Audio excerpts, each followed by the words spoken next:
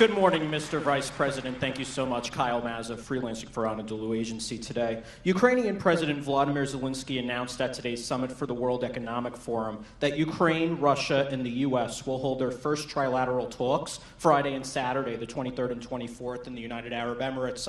Seeing what your reaction is to that about those talks. And in Minneapolis, sir, the attacks on law enforcement, the attacks on ICE. What is your message to the law enforcement community at this time when they look for the Trump and the Vance administration to calm their nerves, to ease their burdens? Families are reacting to this as well. So as you stand there on that stage today, how does that make you feel? Well, you know, one of the things that we want to do is send a message to our local law enforcement, to our federal law enforcement, that we stand with them. And we're not going to abandon them, and we're not going to do what the last administration did, which is throw them under the bus to appease a bunch of left-wing radicals. We're actually going to fight for them. Because I believe, look, I continue to be fundamentally optimistic about our country. I think that whether you're a Democrat, a Republican, an independent, most people in this country fundamentally still support law enforcement. They love what people do to keep them safe. They recognize it's dangerous. But what happened in the Democratic Party over the last few years is they allowed a very small band of left-wing crazies to drive the agenda, and that makes our cops and our federal law enforcement feel less safe.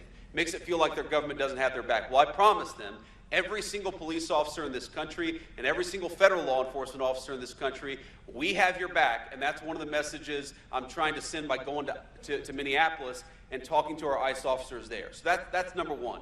Number two, you talk about attacks on law enforcement. It is insane.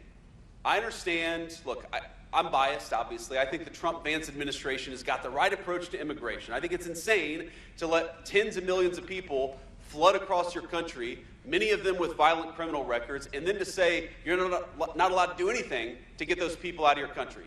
That's crazy to me. Fine. If you disagree, if you think that we ought to let sex offenders be in your community, even if they're illegal aliens, fine. Make that argument. But make that argument at the ballot box. Write an op-ed in a newspaper. Argue about it on social media. Don't go to the streets and start assaulting federal law enforcement officers because you disagree with the policies of our administration. It's cowardly bullshit, and it's got to stop. And here's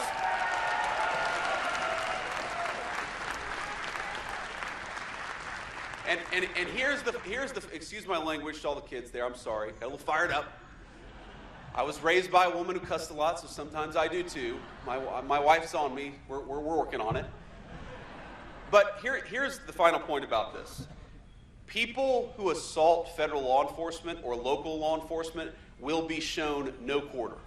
I just, probably 5 minutes before I got on stage,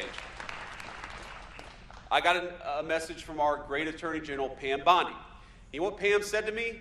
That they finally arrested the ringleader of those church protests in Minneapolis.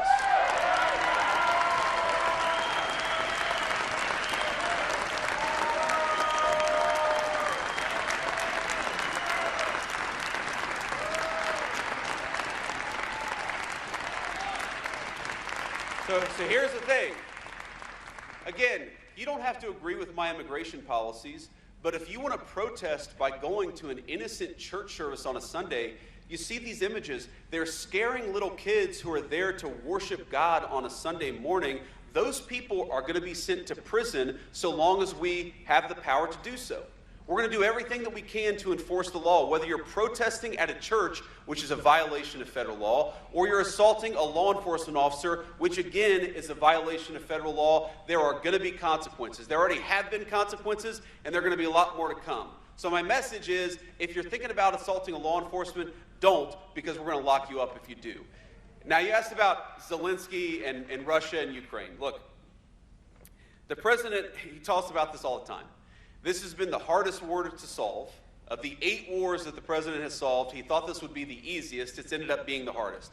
The fact that they're sitting down and talking is progress. And I think we've made a lot of progress here. But look, you've got two people who really hate each other. The President of the United States' attitude is quite simple, and I happen to think that it's exactly right. peace is what is in the best interest of the United States of America. We want commerce between those two countries. We want Europe to be less focused on war and more focused on investing in the United States of America. And the best way to do that is to get that war to a peaceful resolution. We're going to keep on working on it. I've been disappointed in the past where I thought we were close to a peace deal, so I'm not going to predict that anything is going to happen in the next couple of weeks. But I know under the President's leadership, we've made great progress, and we're going to keep on making progress so we can stop the killing and get back to actually building things all over the world as opposed to people killing each other and tearing things down. And I'll take one more question.